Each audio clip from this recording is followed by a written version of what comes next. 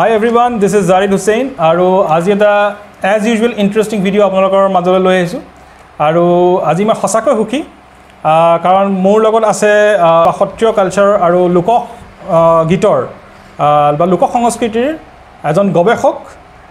তেওঁ এজন লগতে মিউজিক ডাইৰেক্টৰ লিৰিচিষ্ট কম্পোজাৰ আৰু জুবিন গাৰ্গে তেখেতৰ প্ৰায় 50টা মান এলবামত আপোনাৰ জুবিন গাৰ্গে গান গাইছে গতিকে আপোনালোকে গম পাইছে কেনেকুৱা এজন ব্যক্তিত্ব মোৰ ওচৰত আজি বহি আছে গতিকে তেওঁৰ লগত আমি কথা পাতিম আৰু কথা বিশেষকৈ আৰু তেখেত হ'ল আপোনাৰ বনগীতৰ একমাত্ৰ সাধক আৰু কিন্তু আজি তেখেতৰ লগত বিশেষ বনগীতৰ ওপৰত কথা নাপাতোঁ আপোনালোকে তেখেতৰ টিভিত বনগীতৰ ওপৰত বা তেখেতক টিভিত হয়তো বহুতবাৰ দেখিছে কিন্তু আজি বিশেষকৈ তেখেতৰ লগত পাতিম শ্ৰীমন্ত শংকৰদেৱৰ ওপৰত ভাগৱতৰ ওপৰত তাৰপিছত কিছুমান ভাগৱতৰ শ্লোকৰ ওপৰত তাৰপিছত যিটো কণ্ট্ৰভাৰ্চি আমি শুনা যায় লাই খুঁটাৰ ওপৰত লাই খুঁটা কিছুমানে কয় লা ইলাহা ইল্লাল্লাহ মুহাম্মাদুৰ ৰাছুলুল্লাহ তাৰ পৰা অহা বুলি কয় কিন্তু সেইটো সত্যতাটো কিমান সেইটোৰ ওপৰত চানখাইৰ ওপৰত আৰু তেওঁৰ লগত পতাৰ কাৰণটো এইটোৱে তেখেত আমাৰ গুৱাহাটীৰ ঠুকুবুলীয়া বৰনামঘৰৰ আগশাৰী ভকত গতিকে সেই কাৰণ তেখেতৰ ওচৰলৈ আহিছোঁ আৰু তেখেতৰ এক্সপিৰিয়েঞ্চ গতিকে শ্ৰীমন্ত শংকৰদেৱৰ বিষয়ে জানিবলৈ চেষ্টা কৰিম কিন্তু তেওঁক লগত আলোচনা কৰাৰ আগতে শ্ৰীমন্ত শংকৰদেৱৰ সময়ত ভাৰতবৰ্ষখন কেনেকুৱা আছিল কোনে ৰাজত্ব কৰিছিলে বা অসমত কোন ৰজা আছিলে বা সেই সময়ত গোটেই বিশ্বত কি পৰিস্থিতি আছিলে সেইটোৰ বিষয়ে মই অকণমান থুলমূলকৈ কৈ ল'ব বিচাৰিছোঁ যাতে আপোনালোকে সেই সময়ৰ পৰিস্থিতিটো বা সেই সময়ৰ যিটো আপোনাৰ চিনাৰিও আছিলে সেইটো যাতে আপোনালোকে অলপ থুলমূলকৈ হ'লেও এটা আভাস পায় শ্ৰীমন্ত শংকৰদেৱৰ জন্ম হৈছিলে আপোনাৰ 1449ত আৰু তেখেতৰ মৃত্যু হৈছিলে 1569ত অৰ্থাৎ তেওঁ এপ্ৰক্সিমেটলি 119 বছৰ আমাৰ এই পৃথিৱীত তেওঁ জীয়াই আছিলে সেই সময়ত ভাৰতবৰ্ষত দিল্লীৰ চুলতানবিলাকে ৰাজত্ব কৰিছিলে আৰু সেই সময়ত দিল্লীৰ তেওঁ 3জন চুলতানক পাইছে এজন হ'ল আপোনাৰ প্ৰথম বাহলল লোধি সিকান্দাৰ লোধি ইব্ৰাহিম লোধি আৰু তাৰপিছত মোগল সাম্ৰাজ্য আৰম্ভ হয় ভাৰতবৰ্ষত বাবৰ হুমায়ুন আৰু আকবৰ শংকৰদেৱৰ সমসাময়িক আৰু সেই সময়ত আমাৰ অসমত আহোমৰ ৰাজত্ব চলি আছিলে আৰু সেই 119 বছৰ কালত তেওঁ পোৱা যিকেইজন আপোনাৰ ৰজা বা স্বৰ্গদেউ আছিল তেওঁলোক হ'ল আপোনাৰ চুহেংফা চুপিমফা চুহুংমুং দিহিঙীয়া ৰজা আৰু চুকলেংমুং আৰু সেই সময়ত খুব যুদ্ধ বিগ্ৰহ হৈ থকা এটা পৰিৱেশ আছিলে অসমত কোচ আৰু আহোমৰ মাজত বহুত যুদ্ধ হৈছিলে নৰনাৰায়ণ আৰু আহোমৰ মাজত যুদ্ধ হৈছিলে চিলাৰায়ে যুদ্ধ কৰিছিল চিলাৰায়ে নৰনাৰায়ণৰ হৈ পেলাই আহোমৰ এগেইনষ্ট যুদ্ধ কৰা দেখা গৈছিলে আৰু বহুত সময়ত শ্ৰীমন্ত শংকৰদেৱক অত্যাচাৰ কৰিবলৈ বহুতে চেষ্টা কৰিছিলে মিছা অপবাদ দিবলৈ চেষ্টা কৰিছিলে সেই এনে এটা পৰিৱেশত শ্ৰীমন্ত শংকৰদেৱে আমাক শ্ৰীমদ ভাগৱতৰ দৰে এখন পুথি তাৰপিছত আপোনাৰ কীৰ্তন ঘোষা আৰু তাৰপিছত মাধৱদেৱৰ নামঘোষা আৰু এনেধৰণৰ জ্ঞানৰ ভঁৰালেৰে আমাক মানে পবিত্ৰ কৰি থৈ গৈছে গতিকে আমি সেইবিলাক কথা পাতিম আৰু লগতে কৈ দিওঁ সেই সময়ত বাকী পৃথিৱীত কেনেকুৱা আছিলে সেই সময়তে সেই একেটা চেঞ্চুৰীতে আপোনাৰ ইউৰোপৰ ইটালীত আপোনাৰ লিঅ'নাৰ্ডো ডা ভিঞ্চিয়ে মনালিছাখন পৰ্ট্ৰেটখন তেওঁ আঁকিছিলে বিখ্যাত মনালিছাখন আৰু তেওঁৱেই সেই সময়ত দি লাষ্ট ছাপাৰ যোনখন এখন ৰিলিজিয়াছ পেইণ্টিং পৃথিৱীৰ আটাইতকৈ বিখ্যাত ৰিলিজিয়াছ পেইণ্টিং বুলি যাক কোৱা হয় সেইখন তেওঁ আঁকিছিলে আৰু আপোনাৰ আৰু সেইটো পিৰিয়ড আছিলে আপোনাৰ হাই ৰিনেশ্যন্স পিৰিয়ড গতিকে সেইটো এটা হাই ৰিনেশ্যন্স পিৰিয়ড আছিলে আৰু সেই সময়ত মাইকেল এঞ্জেলোই দি ষ্টেচু অফ ডেভিডটো আপোনাৰ খোদিত কৰি উলিয়াইছিলে আৰু তেওঁ পেইণ্টাৰো আছিলে এজন তেওঁ লগতে আপোনাৰ সিষ্টিন এটা চেপেল আছে সেই চেপেলৰ চিলিংখনৰ গোটেই পেইণ্টিংছবিলাক গোটেই ডিজাইনটো তেওঁ কৰিছিল তাৰ বিখ্যাত যোনখন চিলিংখনত তেওঁ কেইবাটাও পেইণ্টিং কৰিছিল তাৰে এটা বিখ্যাত পেইণ্টিং হ'ল আপোনাৰ দ্য ক্ৰিয়েশ্যন অফ এডাম তো এইবিলাক ঘটনা গোটেই পৃথিৱীত হৈ আছিল সেই সময়ত আৰু সেই সময়ত আমাৰ ইয়াত শ্ৰীমন্ত শংকৰদেৱে আমাক তেওঁৰ বৰগীত তেওঁৰ ভাওনা তেওঁৰ লিটাৰেৰী ৱৰ্কেৰে আমাক দি থৈ গৈছে গতিকে বেছি পলম নকৰি তেখেতৰ পৰা আমি কেইটামান বস্তু জানিবলৈ চেষ্টা কৰোঁ ছাৰ ৱেলকাম আপুনি মোক সময় দিলে ইমান হেৰি মাজত মানে আপুনি সময় দিলে মই তাৰ কাৰণে মানে নিঠয় আনন্দিত আৰু আপোনালোকৰ ওচৰতো মই চিৰকৃতজ্ঞ যে মোৰ নিচিনা এজন ব্যক্তিক মাতি আনি পেলাই আৰু এইটো যি বিষয়ে আলোচনা কৰিব খুজিছে মোৰ লগত এইটো গধুৰ শিল মই কৈছোঁ ইয়াক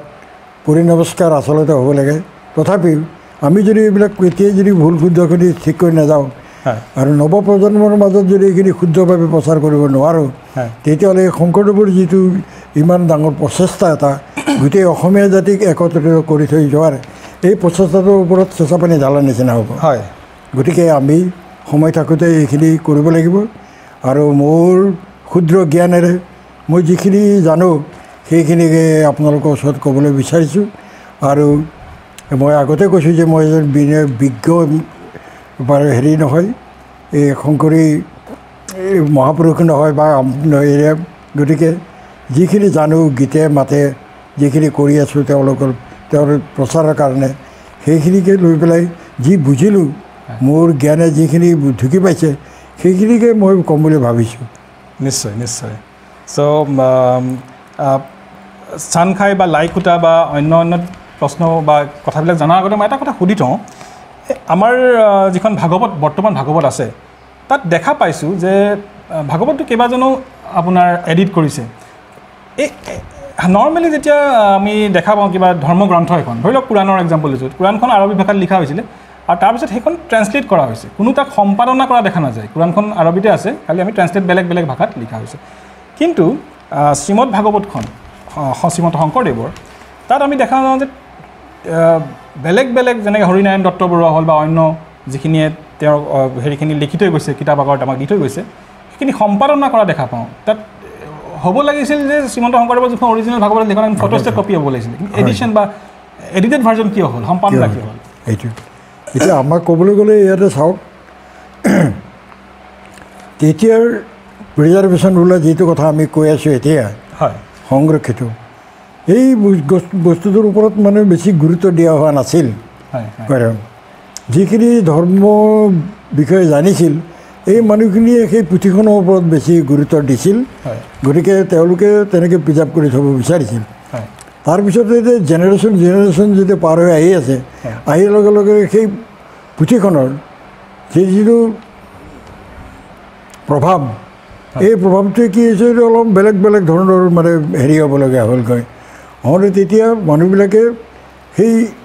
পুথিখন নুচুবি চুলে পাপ লাগিব কিন্তু আচলতে পঢ়িব দিব লাগিছিল মানুহক পঢ়িব দিয়া হোৱা নাছিল সেইখন তাতেই প্ৰিজাৰ্ভ হৈ থাকিল আৰু আমি দেখা পাইছোঁ আমাৰ নিজৰ নামঘৰতো দেখা পাইছোঁ বহুত পুথি তেনেকৈ পুৰণা পুথি সাঁচি পুতা পুথি উৱে ধৰি খাই পেলাই চেছ কৰি দিলে যিটোক আমি ব্ৰহ্মপুত্ৰত উটাই দিব লগা হৈছে আচ্ছা তাৰে কিছু পুথি আমি আকৌ এতিয়া কলাক্ষেত্ৰত আমি ফৰ প্ৰিজাৰ্ভেশ্যন পঠিয়াই দিছোঁ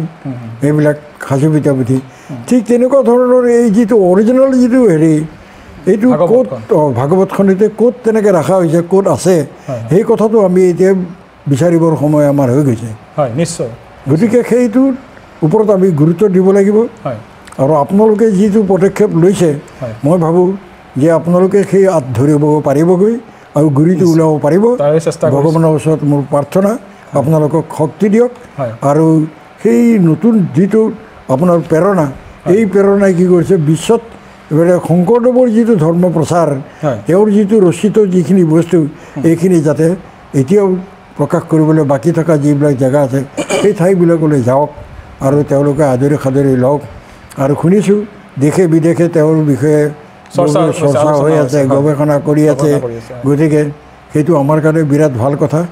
গতিকে তাতোকৈ ডাঙৰ কথা যে আমি অসমৰে মানুহখিনিয়ে বস্তুটো ক'ত আছে আচল প্ৰিজাৰ্ভেশ্যন ক'তহে আছে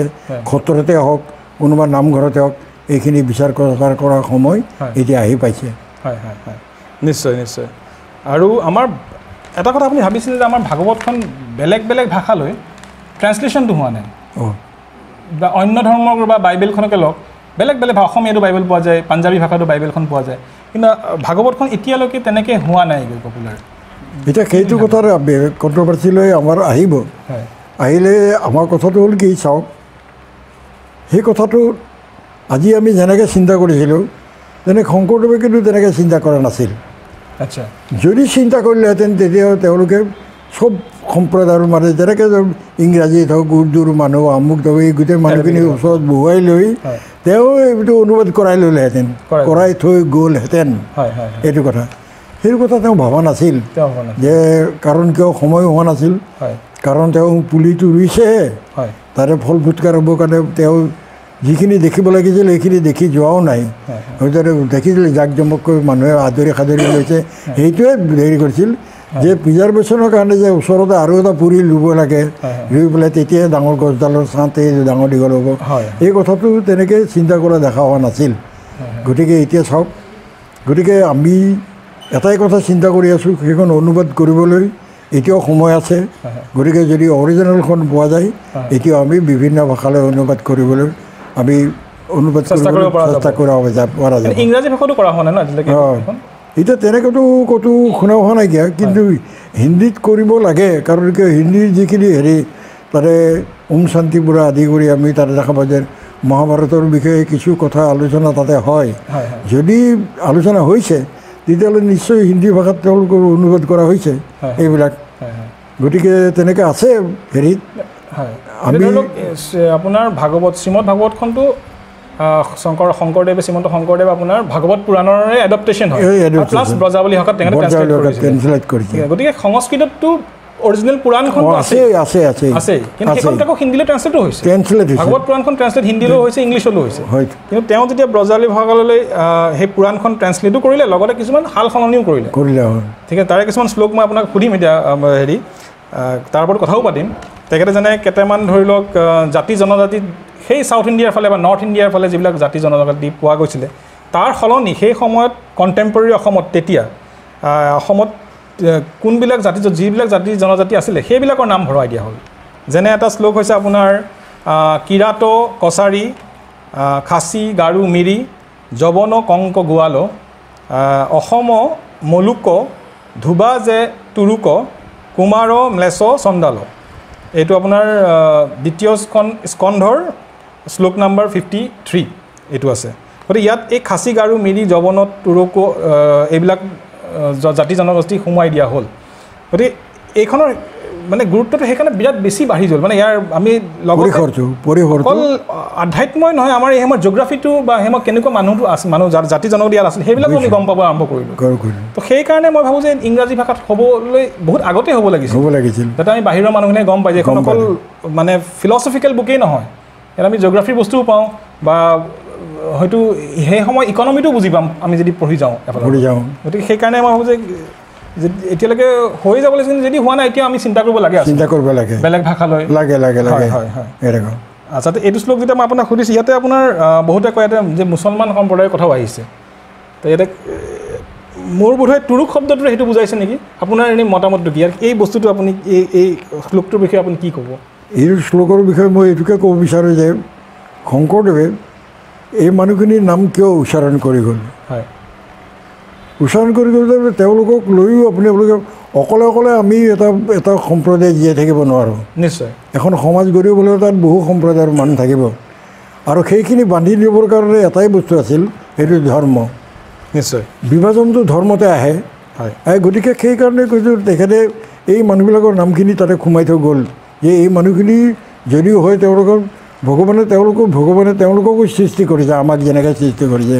গতিকে আমি তেওঁলোককো আদৰি সাদৰি ল'ব লাগিব আৰু যদি অসমীয়া জাতিটোকে যদি আমি অকল আগবঢ়াই লৈ যাওঁ তেতিয়াহ'লে নহ'ব গতিকে যে পৰ্বতে ভৈয়ামে যিখিনি মানুহ আছে সেই মানুহখিনিকো একত্ৰিত কৰিবলৈ লৈ যাব লাগিব বুলি তেওঁলোকৰ নামটো উল্লেখ কৰিছে ইয়াতে হিন্দু মুছলিম বা খ্ৰীষ্টিয়ান এইবিলাকৰ কোনো ইয়াত কথা নাইকিয়া চবেই যদি তেওঁলোকে যদি আহি পেলাই শংকৰদেৱৰ এই ধৰ্মৰ বিষয়ে জানিব বিচাৰে যে শংকৰদেৱে কি বিচাৰিছে সেইটো বিষয়ে তেওঁলোকে যদি জানিব বিচাৰে তেওঁলোকক সেই দীক্ষাটো দিয়াৰ ব্যৱস্থা কৰিব লাগে আৰু এইখিনি কৰিব লাগে বুলি হেৰি কয় কিন্তু এতিয়া মই কথা কওঁ আপোনাৰ এটা কণ্ট্ৰভাৰ্চি এটা আপুনি দেখুৱাইছে যে বিভিন্ন ধৰণে ক'ৰবাত বেলেগে এই শ্লোকবিলাক প্ৰিণ্ট কৰিছে এইটো কথা আৰু ক'ৰ পৰা আহিছে এইকাৰণে আহিছে যে আমি ইজনে সিজনক বুজিবলৈ চেষ্টা কৰা নাই, বুজিছে নেকি? এজন কছাৰী সম্প্ৰদায়ৰ মানুহক যোনে ধৰ্মৰ প্ৰতি একেবাৰে লগ লাগি আছে, হেৰি আছে, জ্ঞান আছে, তেনেকুৱা মানুহজন তাতে আছে। তেওঁলোকৰ বিষয়ে আমি কথা পাতিবলৈ যোৱা নাই। তেওঁলোকে কিন্তু শংকৰদেৱক লগ পোৱা মানুহ, এতিয়াও জীয়াই আছে, যেনেকৈ নাতিপুতি এতিয়াও আছে। সেই মানুহখিনিয়ে দেখিছিল শংকৰদেৱৰ বিষয়ে জানে আৰু শংকৰদেৱে কি বিচাৰিছিল সহজ সৰলভাৱে এইখিনি কথা তেওঁলোকে মনত ৰাখিছে, ৰাখি পেলাই তেনেকৈ হেৰি কৰে। কিন্তু এতিয়া সেইটো অহা নাই। এতিয়া মানে জটিল শব্দ এটা। কাৰণ এতিয়া যেনেকৈ আমি ইংৰাজী ভাষা এটা ক'বলৈ যাওঁতে ল'ৰা ছোৱালীয়ে আমাক প্ৰশ্ন কৰে, দেউতা এইটো মানে এনেকুৱা, এইটো আৰু এইটো মানে কি, এনে বুলি কয়। কোনোবা দেউতাকে যদি ইংলিছ পঢ়িছিল জানে কাৰণে ক'লে, আৰু যোনে নাজানে তই ক'লে মইতো ইংলিছ পঢ়া নাই, নাজানো, তই যি বিচাৰ সেয়া যা মাষ্টৰক কৈ দিবি, এনেকুৱা ধৰণৰ হয়। আৰু মাষ্টৰৰ পৰা তেওঁক মই কেনেকুৱা ধৰণৰ বুজাইছে এনেকুৱা হয়। গতিকে আমাৰ এতিয়া চাব বিচাৰিছোঁ আমি এই শ্লোকবিলাকৰ বিষয়ে, এইটো ভিতৰৰ যিটো তত্ত্ব, এইটো জানিবৰ কাৰণে আমি বহুতখিনি গভীৰতালৈ যাব লাগিব। যেনে কিতাপখনত, কাৰণ কিয় এটা শ্লোকৰ ভিতৰতে গোটেই এখন এটা ধৰ্ম বা এখন কিতাপৰ সাৰমৰ্ম সোমাই থাকে। এই সাৰমৰ্মটো জানিবৰ কাৰণে গোটেই কিতাপখন পঢ়িব লগা হয়। যিটো মানে শংকৰদেৱে ভুৰুকাত হাতী ভৰাই থৈ গৈছে, এনেকুৱা শব্দ আছে। গতিকে এই হেৰিবিলাকৰ নামবিলাক এইকাৰণেই দিছে, মোৰ বোধেৰে মানে মোৰ ক্ষুদ্ৰ জ্ঞানে এইখিনিতে ঢুকি পায় যে এই মানুহবিলাকক অৱজ্ঞা কৰিব নালাগে। তেওঁলোকো ভগৱানৰে সন্তান, তেওঁলোকক শংকৰদেৱৰ ধৰ্মটো তেওঁলোকক দীক্ষা দিব লাগে আৰু তেওঁলোকৰ মিলিজুলি থাকিব লাগে। তেতিয়াহে অসমৰ যদি কথা ক'বলৈ হয়, তেতিয়া বৰ অসমৰ সৃষ্টি হ'ব আৰু বৰ অসম জীয়াই থাকিব। নিশ্চয়। আৰু সেই সময়ত এই মানুহখিনি তাত আছিলে, অসমত বাস কৰিছিলে এইখিনি মানুহ। আচ্ছা, দুটা শব্দ মই কওঁ, এটা হ'ল আপোনাৰ জবন আৰু এটা হ'ল তুৰুক। তুৰুকটোতো বাৰু স্কলাৰসকলে কৈছে মুছলমানক বুজাইছে, স্পেচিয়েলি গৰীয়া মানুহসকলক বুজাইছে সেই সময়ত। মানে মুছলমান বুলি ক'লেতো বহুত আহি যাব, ইয়াত এতিয়া আপোনাৰ ধৰি লওক মিয়া মানুহ আছে বা অন্যান্য মানুহ আছে, কিন্তু তুৰুকখিনি সেই সময়ৰ গৰীয়া মানুহখিনি বুজায়। সেই সময়ত গৰীয়া শব্দটো প্ৰচলন নাছিলে। আৰু জবন শব্দটো মানে আপোনাৰ যিখিনি হিন্দু মানুহ আছিলে, অহিন্দু বুলি ক'লে মুছলমানো আহিব, বুদ্ধিষ্টো আহিব পাৰে বা অন্যান্য মানুহ যোনবিলাক আছিলে সেইখিনি বুজাব। তাৰমানে বহুতে খেলি মেলি কৰে যে জবন আৰু তুৰুক দুইটাই মুছলমান বুজাইছে। জবন শব্দটোৱে জবনটো বেলেগ, জবনটো বেলেগ। এইটো আপুনি যিটো কৈছে এইটো শুদ্ধ। গতিকে এইবিলাক পুথি পাঁজিবিলাক মেলি যালে গম পাব। আৰু সংবিধান আপুনি অভিধানটো চাব, তাতো মেলি পেলাই চাব পুৰণা অভিধানবিলাকত, তাতে এই শব্দবিলাকৰ অৰ্থবিলাক তাতে আছে, সেইটো বুজি পাব। আৰু যিটো জনজাতিৰ যিবিলাক হেৰি আছে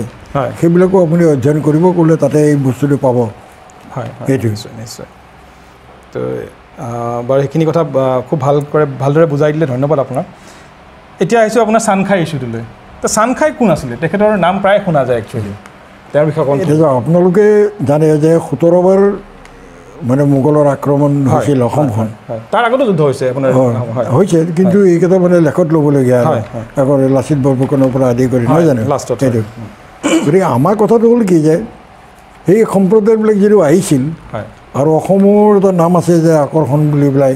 নহ'লে বাৰে বাৰে ইমানকৈ আক্ৰমণ কৰিব কিয় আহে? নিশ্চয় ইয়াত কিবা এটা আছিল অসমত আছিল। গতিকে সেইটো তাৰ বেলেগ এটা মানে মই সোৱাদ বুলিয়ে কওঁ যে প্ৰাকৃতিক সৌন্দৰ্যই হওক বা মানুহৰ ভাষা ভাষীয়ে হওক, মানুহৰ এই সংস্কৃতিয়ে হওক, এইটো খুব হেৰি আছিল। গতিকে সেই মানুহবিলাক আহিলে ইয়াৰ পৰা যাবলৈ নোখোজে। গতিকে তাৰে কিছুমান মানুহ তেনেকৈ থাকি গ'ল ইয়াতে,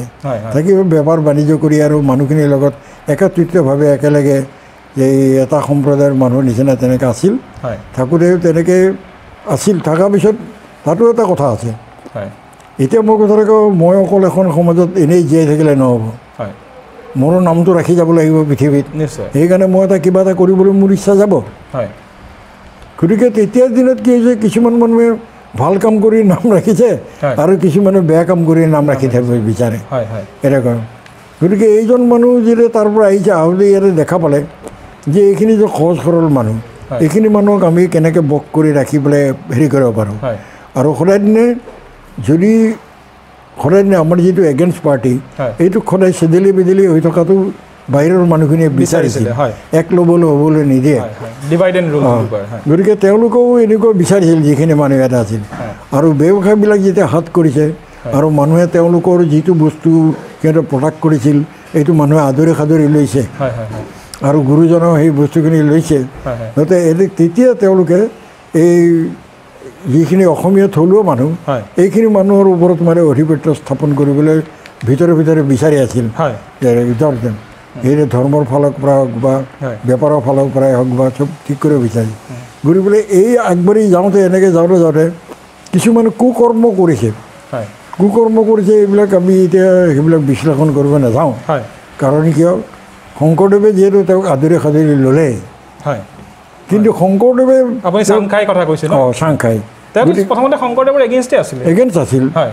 গতিকে পিছত যেতিয়া দেখোন মই কৈছিলোঁ যে সকলোৱে নিজৰ অধিপত্য ইয়াত থৈ যাব বিচাৰে বা কৰিব বিচাৰে মই অকলে এনেকৈ বুলি পেলাই অসমলৈ কাৰণ অসমীয়া মানুহখিনি সোজা অসমীয়া আছিল বুজিছা নাইকিয়া সেইখিনি গতিকে তেওঁ তেনেকৈ যেতিয়া আহিল অহাৰ পিছতে তেতিয়া এদিন কি হ'ল তেওঁ শংকৰদেৱৰ মূৰ্তিটো দেখা পালে আচল মূৰ্তি দেখা পালে যে তেওঁ যে 4খন হাত আছে এই বুলি পেলাই তেওঁ গম পালে তেওঁ যিহেতু খলিফা মানুহ আছিল তেওঁ এটা চোলা চিলাই পেলাই তেতিয়া কি কৰিলে তেওঁক উপহাৰ দিবলৈ লৈ গ'ল উপহাৰ দিবলৈ যেতিয়া লৈ গ'ল তেতিয়া খুলি চাই পেলাই দেখা পালে 4টা কিয় 4টা হেৰি বোলে আচলতে আপুনি এইটোৱে পিন্ধিবৰ যোগ্য মানে এনেকৈ এইটো আপোনাৰ প্ৰকৃত ৰূপ ইয়াতে লুকাই আছে এনেকৈ চাংখাইহে একচুৱেলি শ্ৰীমন্ত শংকৰদেৱৰ 4খন হাত দেখা পাইছিল বোলে জনাত আৰু আমি হয় তেতিয়া যে লাগি থাকোঁতে এনেকৈ গোটেইখিনি যেতিয়া তেওঁ কৰোঁতে শংকৰদেৱে ভাবিলে যে এনেকুৱা প্ৰকৃতিৰ মানুহ এজনে যিহেতু মোক দেখা পাই পেলাই মোৰ ওচৰলৈ ধৰ্মীয়ভাৱে আহিছে আজি আহি পেলাই এই প্ৰতিদান দিবলৈ আহিছে বা এইটোৰ উপহাৰ দিবলৈ আহিছে মই যদি এইটো আদৰি সাদৰি লৈ তেওঁক সৎ জ্ঞান সৎ পথ দিব পাৰোঁ তেতিয়া তেওঁৱেই নহয় তেওঁৰ যিটো সম্প্ৰদায় এই সম্প্ৰদায়কে আমাৰ ধৰ্মৰ প্ৰতি আগ্ৰহী হ'ব এই বুলি ভাবি পেলাই তেওঁক দীক্ষা দিবলৈ আৰম্ভ কৰিলে গতিকে তেওঁ যি দীক্ষা ল'লে সেইকাৰণে আমি বহুতে কয় যে শংকৰদেৱে মুছলিম মানুহকো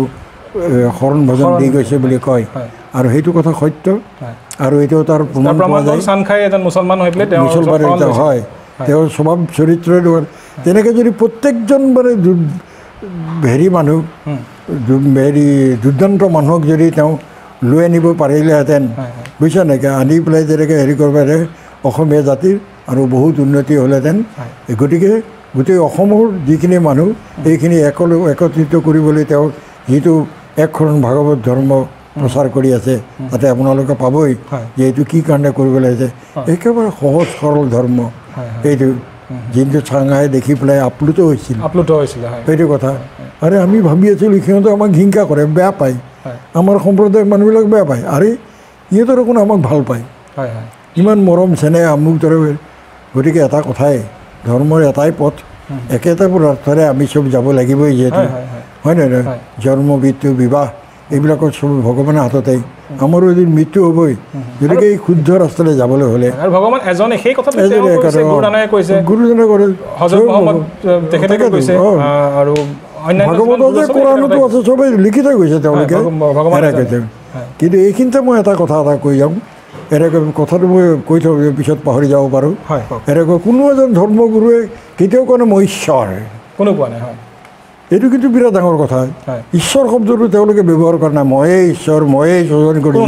ময়ে কৰিছোঁ আমুক কৰিছোঁ এইটো তেওঁলোকৰ সেই দাম্ভিকতাটো কোনো মানুহৰ নাই তেওঁলোকে সহজ সৰল ভাষাৰে মানুহক বুজাইছিল যাতে তেওঁৰ প্ৰতি আপ্লুত হয় হৈ পেলাই মানৱ যিটো ধৰ্ম আচল মানৱ ধৰ্ম সেইটো বুজক আৰু চবেই মিলি জুলি থাকক এটা সম্প্ৰদায় মানুহ হৈ থাকক এইটো হৈছে তেওঁৰ সহজ সৰল ধৰ্মৰ এই যিটো একশৰণ ভাগৱত বুলি ধৰ্ম বুলি কওঁ এইটো তাতে সোমাই আছে ভিতৰত গোটেই ভাগৱত এইবিলাক পুথি পাঁজিবিলাক পঢ়িলে চবেই গম পোৱা যাব সেইটো এতিয়া চাংখাইৰ কথা যেতিয়া ওলাইছে তেওঁ এজন মুছলমান দৰ্জী আছিলে হয় আৰু এই যে কাপোৰ চিলাই পিন্ধা যোনটো প্ৰথা কালচাৰ আৰম্ভ হ'ল এইটো সেই দৰ্জীসকলে খলিফা বুলি কোৱা হৈছিল দৰ্জীসকল তেতিয়া খলিফা তেওঁলোকে এই কালচাৰটো অসমলৈ লৈ আনিছে বুলি মানে ভাবোঁ আৰু দেই যিহেতু আমি যেতিয়া শংকৰদেৱৰ সময়ত যিটো ভাওনা কালচাৰ আছিল সেই ৰয়েলবিলাক কোনে বনাইছিল ৰজা মহাৰাজাৰ ইমান জাক জমককৈ বনাইছিল আৰু তাৰ প্ৰমাণটো এতিয়া আমি মানে যদি কাশ্মীৰলৈ যাওঁ তেতিয়া কাশ্মীৰত গ'লে আমি গম পাম যে সেই বস্তুবিলাক হয় যে তেনেকুৱা ধৰণৰ এম্ব্ৰইডাৰী বা হেৰি কৰা এইটো কথা তেওঁলোকৰ তাত আগতে প্ৰচলন আছিল আৰু সেই বস্তুটো ইয়ালৈ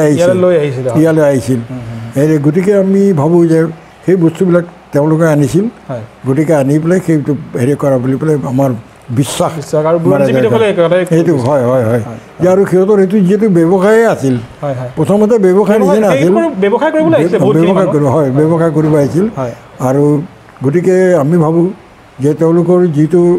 কালচাৰ বা হেৰি এইটো আমাৰ লগত কোনো ভেদ নাছিল হয়